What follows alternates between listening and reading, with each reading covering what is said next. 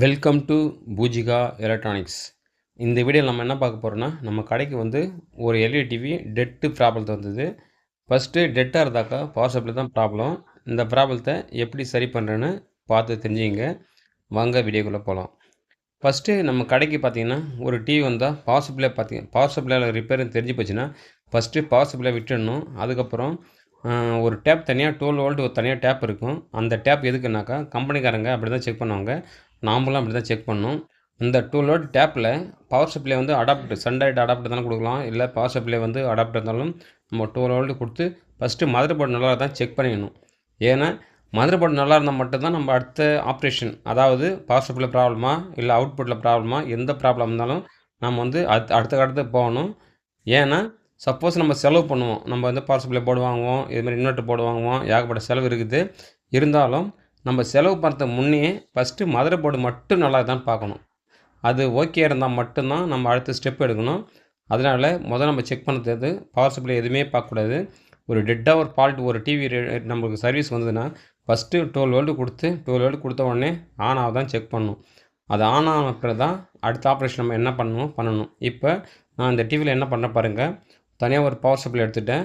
Power supply மட்டும் கிடையாது, நம்ம 12 வோல்ட்டு சன்டைரக்டினுடைய அடாப்டர் இருந்தாலும் பரவாயில்ல, இல்லை ஏர்டெல் அடாப்டர் இருந்தால் பரவாயில்ல எடுத்துக்கணும். அந்த அந்த ஜாக்கெட் தனியாக வந்து 12 வோல்ட் தனியாக டேப் இருக்கும். அந்த டேப்பில் ப்ளஸ் வோல்ட் தனியாக, மைனஸ் வோல்ட் தனியாக நம்ம வந்து செக் பண்ணிக்கணும். இப்போ நான் வந்து பவர் சப்ளை போர்டில் நான் ப்ளஸ் மைனஸ் கொடுத்துட்டேன். இப்போ செக் பண்ணுற பாருங்கள். இப்போ கரெக்டாக 12 வோல்ட் வரும். ஏன்னா சப்போஸ் ஃப்ராசர் ஃபால்ட் இருந்தாலோ இல்லை வேறு என்ன சவுண்ட் வைஸில் ப்ராப்ளம் இருந்தாலும் 12 வோல்ட் வராது. ஏன்னா பவர் சப்ளை வந்து ப்ராப்ளம் இருந்தாக்கா நம்ம வந்து எக்ஸ்ட்ரா பவர் சப்ளை வச்சாலும் 12 வோல்ட் வராது. ஏன்னா எங்கேயே ஸ்டார்ட் ஆகுதுன்னு அர்த்தம். அதுக்காக நம்ம தனியாக பவர் சப்ளை வைக்கும்போது 12 வோல்ட் கரெக்டாக வந்துனாக்கா அப்போ வந்து போர்டு நல்லா இருக்குதுன்னு அர்த்தம். போர்டு மட்டும் இல்லை, இப்போ சப்ளை மட்டும் நல்லா இருக்குதுன்னு அர்த்தம். அதுக்கப்புறம் ஆன் பண்ணும்போது நம்மளுக்கு எல்இடி கேபிளில் நம்ம வந்து டிகானுக்கு டிஸ்பிளே சப்ளை கொடுக்கும்போது அந்த சப்ளை கரெக்டாக வந்து செக் பண்ணணும். இப்போ நான் 12 வோல்ட் கொடுத்துட்டேன். இப்போ அடுத்தது டிவி ஆன் பண்ணும்போது 12 வோல்ட் வந்து நம்ம டிஸ்பிளே போகிற சப்ளை வந்துச்சுனாக்கா கன்ஃபார்மாக 100% வந்து மதர் போர்டு நல்லா இருக்குன்னு அர்த்தம். இப்போ நான் செக் பண்ணுறது பார்த்துங்க. ஃபஸ்ட்டு 12 வோல்ட் கொடுத்தாலும் 12 வோல்ட் வருது. இதுக்கப்புறம் டிவி ஆன் பண்ணும்போது இந்த எல்இடிஸ் நம்ம சுருவோம்ல அந்த ஒயரில் 12 வோல்ட் வந்து செக் பண்ணேன், 12 வோல்ட் வந்துடுது. அவ்வளோதான். இப்போ வந்து மதர் போர்டு பக்கா கண்டிஷனு. இதுக்கப்புறம் நம்ம பேக்லைட் டிரைவரில் ஃபால்ட் இருந்தாலோ இல்லை பவர் சப்ளை ஃபால்ட் இருந்தாலும் நம்ம எதுவும் கண்டுக்க தேவையில்லை. மதர் போர்டு நல்லா இருக்குது, பக்காவாக இருக்குது. அதுக்கப்புறம் ஈஸி தான். இதுக்கப்புறம் எப்படி இந்த டிவியை சரி பண்ணி கொடுத்துன்னு நம்ம ஃபுல் வீடியோ பார்க்கலாம். இப்போ இந்த போர்டில் பார்த்தீங்கன்னா மதர் போர்டு பக்காவாக இருக்குது. அடுத்த ஆப்ரேஷன் என்ன பண்ணணுன்னா, இப்போ நமக்கு தெரிஞ்சு போச்சு பவர் சப்ளை மட்டும் தான் ப்ராப்ளம், மதர் போர்டு பக்கா கண்டிஷனில் இருக்குது. அதுக்கப்புறம் நம்ம என்ன பண்ணணும்னா ஏசி மெயின்ஸ் கார்டிலேருந்து அந்த மெயின் ஃபில்டர் வரைக்கும் நம்ம செக் பண்ணணும். ஏன்னா இப்போ நம்ம 12 வோல்ட் கொடுத்தோடனே மதர் போர்டு பக்கா கண்டிஷனில் ஒர்க் ஆகுது. இப்போ நம்ம அடுத்தது என்ன பண்ணால் இந்த 12 வோல்ட் நம்மளுக்கு தேவை. மதர் போர்டுக்கு வந்து 12 வோல்ட் தேவை. அதுக்கப்புறம் பேக்கில் டிரைவர் பார்த்திங்கன்னா ஒரு 18 வோல்ட்லேருந்து 24 வோல்ட்டு தேவை. இந்த 2 சப்ளை மட்டும் இருந்தால் போதும். இப்போ நம்ம அது ஏன் வரலன்னு சொல்லிட்டு செக் பண்ண போகிறோம். அவ்வளோதான். இப்போ வந்து கவனமாக கரெக்டாக பாருங்கள். இப்போ பவர் சப்ளை பார்த்திங்கன்னா ஏசி மெயினில் இருந்து இந்த ஃபில்ட்ரு எப்படின்னா டயோட்லேருந்து ஏகப்பட்ட ஃபில்டர் தாண்டி மெயின் ஃபில்ட்ரு பார்த்திங்கன்னா 300 வோல்ட் வரணும். இந்த 300 வோல்ட் மட்டும் தான் நம்ம கான்செப்ட்டு. எந்த ஒரு டிவிலையும் இந்த ஃபில்டரில் வந்து 300 வோல்ட் வந்ததுனாக்கா பவர் சப்ளை பக்காவாக இருக்குதுன்னு அர்த்தம். அதாவது பிரைமரி மட்டும் பக்காவாக இருக்குதுன்னு அர்த்தம். செகண்டரியில் ப்ராப்ளம் இருந்தாக்கா நம்மளுக்கு வந்து பார்த்திங்கனாக்கா இந்த எரர் ப்ராப்ளம் பார்க்கலாம், இல்லை ஆட்டோ கப்ளர் ப்ராப்ளம் இருக்குதுன்னு செக் பண்ணலாம். அது மாதிரி சப்போஸ் ஃபில்டர் வோல்ட் அந்த கெப்பாசிட்டருக்கு 300 வோல்ட் வந்து உங்களுக்கு செகண்டரியில் வோல்ட் வரனாக்கா ஃபஸ்ட்டு செகண்டரி செக் பண்ணணும். செகண்டரியில் வந்து அதாவது பேக்லைட் டிரைவருக்கு போகிற அந்த பெட்டு கூட ஷார்ட் ஆகலாம். அடுத்தது ப்ராசஸர் ஷார்ட்டாக இருந்தாலும் 12 வோல்ட் வராது. அதுக்கப்புறம் இது ரெண்டும் பக்காவாக இருந்தாக்கா நம்ம பவர் சப்ளை மட்டும் செக் பண்ணணும். என்ன செக் பண்ணால் ஏசி மெயின்ஸில் பீஸ் போயிருந்தான் பாருங்கள். அதுக்கப்புறம் டயோடு பக்காவாக இருந்தால் பாருங்கள். ஏன்னா 4 டயோடு இருக்கும். சிலது ரெக்டிஃபையர் போட்டிருப்பாங்க. 4 டயோடில் 2 டயோடு ப்ராப்ளம் இருந்தாலும் உங்களுக்கு சப்ளை கம்மியாக தான் வரும். அப்போ கூட வந்து டிவி ஆன் ஆகாது. அதனால் ஏசி மெயினில் இருந்து மெயின் ஃபில்ட்ரு 300 வோல்ட் வர வரைக்கும் நீங்கள் தரவாக செக் பண்ணணும். இப்போ நான் அந்த டிவிலேருந்து தரவாக செக் பண்ணிட்டேன். இப்போ டயோடு நல்லா இருக்குது, பீஸ் நல்லா இருக்குது. அதுக்கப்புறம் எல்லா காயில்கள் எல்லாமே டோட்டலாக எல்லாமே நல்லா இருக்குது. இதில் ஒரே ஒரு பிரச்சனை இருக்குது. அந்த பிரச்சனை ஃபஸ்ட்டு நான் ஆரம்பத்தில் செக் பண்ணும்போது கண்டிப்பாக தெரிஞ்சிருக்கும். இந்த வீடியோ பாருங்கள். இதுவும் ஒரு சிம்பிளான மேட்டர் தான் இது. ஏன்னா ஒரு பவர் சப்ளை வந்து எப்பயுமே நம்ம கடைக்கு ரிப்பேருக்கு வந்தனாக்கா நம்ம கண்ணை மூடின்னு சரி பண்ணிடலாம். ஏன்னா பிரச்சனையே கிடையாது. பவர் சப்ளை மட்டும் அவ்வளோ ஈஸி. சில பேருக்கு மட்டும் தான் பவர் சப்ளை கஷ்டமாக இருக்கும். ஆனால் இருக்கிறதுல ஈஸியான ரிப்பேர் பார்த்தீங்கன்னா பவர் சப்ளை மட்டும்தான். ஏன்னா அது வந்து ரொம்ப ரொம்ப ஈஸி, பேசிக் தான். இப்போ இந்த டிவியில் பார்த்தீங்கன்னா 300 வோல்ட் வரவே இல்லை, வெறும் 150 வோல்ட் மட்டும் தான் வந்தது. இதுக்கு காரணம் பார்த்தீங்கன்னாக்கா டயோடும் கரெக்டாக இருக்குது, லைனு பார்த்தீங்கன்னா ஃபில்ட்ரு டோட்டலாக எல்லாமே கரெக்டாக இருக்குது. ஆனால் இந்த ஃபில்ட்ரு என்ன பண்ணணும்னு கேட்டாக்கா, இப்போ எக்ஸாம்பிள் சொல்கிறேன், ஏசி பார்த்தீங்கன்னா 150 வோல்ட் வந்தாலோ இல்லை 200 வோல்ட் வந்தாலோ இந்த கெப்பாசிட்டர் என்ன பண்ணணும்னா 300 வோல்ட் நம்மளுக்கு அவுட்புட்டில் கொடுக்கணும். அவுட்புட்டில் ஏசிலேருந்து டிசியாக மாற்றி 300 வோல்ட் கொடுத்தா தான் அந்த டிரைவர் அடுத்தது டிரைவர் ட்ரான்ஸ்ஃபார் என்ன பண்ணணும், அந்த டிசிலேருந்து ஏசியாக மாற்றுறது. ஏசியாக மாற்றி மதர் போர்டுக்கு தனியாக 12 வோல்ட்டும், பேக்கில் டிரைவர் பார்த்தீங்கன்னா ஒரு 18லேருந்து 24 வோல்ட்டும் கொடுக்கும். அவ்வளோதான், 2 சப்ளை மட்டும் தான்.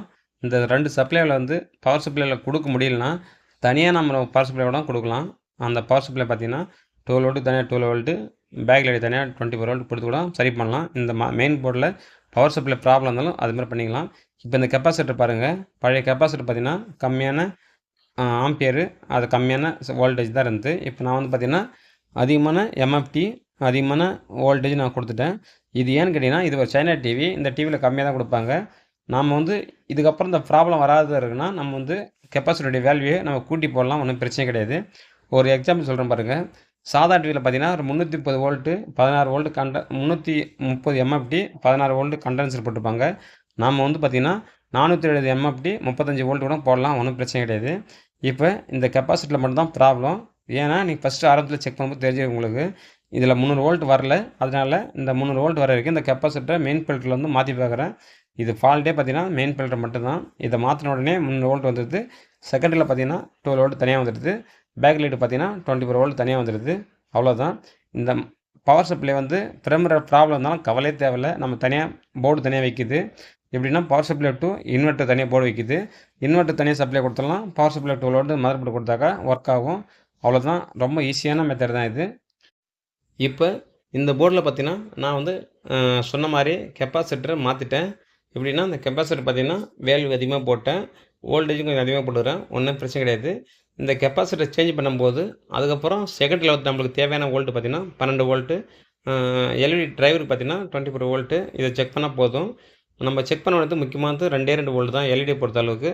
எப்படின்னா பவர் சப்ளை வரலையா, ஃபில்டரில் 300 வோல்ட்டு, அதுக்கப்புறம் செகண்டில் மதர் போர்டு போகிற வோல்ட்டு 12 வோல்ட்டு, எல்இடி டிரைவர் போகிற வோல்ட்டு 24 வோல்ட்டு, கிட்டத்தட்ட பெரிய டிவினா 36 வோல்ட் வரும். இதுதான் மெயினான பவர் சப்ளை செக் பண்ணணும். அந்தந்த சப்ளை வரலைன்னா அதுக்கு தகுந்த மாதிரி முடிவு எடுக்கணும், அவ்வளோதான், வேறு எதுவும் கிடையாது. நம்ம தேவையில்ல செலவு பண்ணக்கூடாது. ஃபஸ்ட்டு ஆரம்பத்தில் இது மாதிரி செக் பண்ணிட்டீங்கனாக்கா நம்ம செலவு தவிர்க்கலாம். திடீர்னு என்ன பண்ணுவாங்கன்னா மதர் போர்டு போயிட்டு சொல்லுவாங்க, திடீர்னு பேக் லைட் பவர் சப்ளை போயிட்டு சொல்லுவாங்க. நம்ம வந்து ஒரு ஃபால்ட்டை செக் பண்ணும்போது வேறு ஒரு ப்ராப்ளம் இருக்கும். அதனால் தரவாக செக் பண்ணி தான் கஸ்டமருக்கு வந்து பார்த்திங்கன்னா ஒரு டிவி டெட்டு வருதா, சரிங்க நான் செக் பண்ணி சொல்கிறேன் சொல்லிட்டு கஸ்டமர் அனுப்பிச்சி விட்டுறணும். அனுப்பிச்சி விட்டுட்டு நம்ம இந்த சப்ளைலாம் கரெக்டாக தெளிவாக செக் பண்ணிட்டு தான் அதுக்கப்புறம் கால் பண்ணி ரெடி ஆகிட்ட கூட எங்கள் டிவி ரெடி ஆகி சொல்லணும். அப்படி இல்லைன்னா இந்த ப்ராப்ளம்னு சொல்லிட்டு சொல்லி நம்ம வந்து சப்போஸ் நம்மளுக்கு முடியலனா கூட நம்ம சொல்லிடலாம், இந்த ப்ராப்ளம் வந்துங்க போர்டு தான் போயிடுச்சு, வேறு போர்டு மாத்திரம் தான் அந்த டிவி ரெடி ஆகும்னு சொல்லிடணும். அதுக்காக தான் இந்த வீடியோ தெளிவாக போட்டிருப்பேன். ஏன்னா இது ஒரு முக்கியமான வீடியோ, இது ஒரு பயிற்சிக்காக இந்த வீடியோ போட்டுருக்குறேன். இந்த வீடியோவில் மேற்கொண்டு உங்களுக்கு வேறு ஏதாவது டவுட்னா நீங்கள் கமெண்ட்டில் சொல்லலாம், இல்லை கால் பண்ணி கூட கேட்கலாம். சரி, ஓகே, மீதி வீடியோவில் பார்க்கலாம் வாங்க. இப்போ இந்த போர்டில் மெயின் ஃபில்டரை மாற்றின உடனே நம்ம வோல்டேஜ் செக் பண்ணணும். நம்மளுக்கு தேவையான வோல்ட் பார்த்திங்கன்னா 12 வோல்ட்டு தனியாக வரணும். அதுக்கப்புறம் 24 வோல்ட்டு தனியாக பேக்கில் டிரைவருக்கு வரணும். இப்போ இந்த மதர் போர்டில் நான் செக் பண்ணுறேன். கிரவுண்டு ஃபஸ்ட்டு வச்சுட்டு அந்த நம்ம வந்து கரெக்டாக செக் பண்ணணும். மைனஸு வருது, நான் வந்து ப்ரோப் மாற்றி வச்சுட்டேன். இப்போ நம்ம மைனஸில் தனியாக வச்சுட்டு ப்ளஸில் செக் பண்ணோம். 2 பெட்டு தனியாக இருக்குது பாருங்கள், 12 வோல்ட் பெட்டு தனியாக இருக்கும். இது பார்த்திங்கன்னா அந்த அந்த அந்த டேப்புக்கு முன்னாடியே இருக்கும், இது ஒரு பெட்டு இருக்கும், அதில் 12 வோல்ட் கரெக்டாக வரணும். அதுக்கப்புறம் பக்கத்தில் இருக்கிற பெட்டு பார்த்திங்கன்னா இதுதான் டிரைவருக்கு போகிற பெட்டு. இது வந்து 28 வோல்ட் வருது. சில டிவியில் பார்த்தீங்கன்னா 24லேருந்து 36 வோல்ட் வரைக்கும் வரும். அது பேக் லைட் தகுந்த மாதிரி வோல்டேஜ் ஏறும் இறங்கும், ஒன்றும் பிரச்சனை கிடையாது. இப்போ இந்த 2 பெட்டில் பார்த்தீங்கன்னா 12 வோல்ட்டு தனியாக வருது, 27, 28 வோல்ட் தனியாக வருது. அப்போ பக்கா கண்டிஷனில் இருக்குது. பவர் சப்ளையும் ரெடி ஆகிடுச்சு, மதர் போர்டும் பக்கா வருது. இப்போ ஆன் பண்ண உடனே நம்ம டிஸ்பிளே போகிற சப்ளை செக் பண்ணுறோம் பாருங்கள். இப்போ பவர் சப்ளை ரெடியான உடனே நம்ம டிவி ஆன் பண்ண உடனே நம்ம டிஸ்பிளேக்கு தேவையான வோல்ட் பார்த்திங்கன்னா 12 வோல்ட் வரணும். இந்த 12 வோல்ட் செக் பண்ணுறேன், கரெக்டாக பாருங்கள். டிவி ஆன் பண்ண உடனே 12 வோல்ட் வந்துச்சுனாக்கா நம்ம வந்து டிஸ்பிளேல படம் தெரியுதுன்னு அர்த்தம். அவ்வளோதான். வேறு எதுவுமே கிடையாது. நம்ம சிக்னல் வச்சு செக் பண்ணலாம். 12 ரூபா வந்துருச்சுனாலும் கண்டிப்பாக படம் வந்ததுன்னு அர்த்தம். அவ்வளோதான். இப்போ நம்ம டிவியை வந்து இந்த போர்டை வந்து ஸ்க்ரூ பண்ணிவிட்டு தனியாக என்னென்ன ஃபிட்டிங் இருக்குது எல்லா ஃபிட்டிங் செட் பண்ணிவிட்டு டிவி ஆன் பண்ணி காமிக்கிறேன். கரெக்டாக படம் வந்துடும். இதுக்கப்புறமும் சிக்னல் கரெக்டாக வந்து படம் வரலைன்னா கண்டிப்பாக டிஸ்பிளேல தான் ப்ராப்ளம்.